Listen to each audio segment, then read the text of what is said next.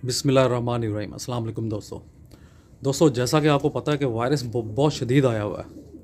लोगों के कबूतर, किसी का सुनो 25 कबूतर मर गए हैं, 50 कबूतर मर गए हैं। अभी मैं ये एक 2-3 दिन हो गए हैं, एक बंदों के कबूतर मैं ठीक कर रहा था, तो माशाल्लाह से सब के जो वायरस है वो ख़त्म हो गया है।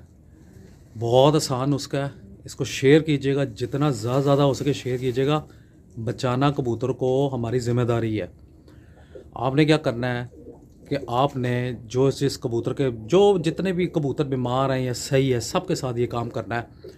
आपने अगर तो ज़्यादा कबूतर हैं, उनमें से जो बीमार कबूतर वो अलहदा कर लें, और जो सही है ना उनको अलहदा कर दें।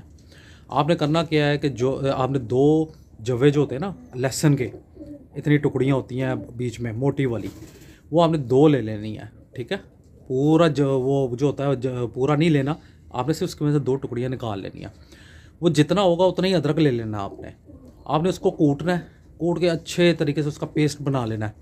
1 कप पानी लेना है या आधा कप, आप पौना कप पानी लेना है, आप ज़्यादा ना लीजिएगा।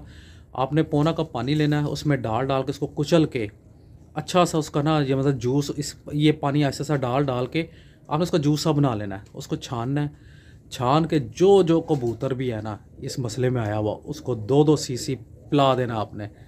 आप देखिएगा आपका कबूतरों के वायरस बिल्कुल ख़त्म हो जाएगा। दवाइयाँ बिल्कुल यूज़ नहीं करनी, दवाइयों का कोई हल नहीं निकलेगा। हाँ, एक काम आप कर सकते हैं, बीटासोल मिलता है, वो आप दाने के साथ थोड़ा सा कभी कभी डाल दिया करें। इंशाल्लाह उनके विटामिन की कमी भी पूरी रहेगी, कबूतर आपके ईमान हो जाएंगे। मैंने कहा मैंने ये तजुर्बा किया है, हर कबूतर पे कई लोगों के कबूतरों पे किया है, सबके माशाल्लाह ठीक हुए हैं। मैं कहा मैं आपके साथ शेयर करूँ। बहुत बहुत शुक्रिया।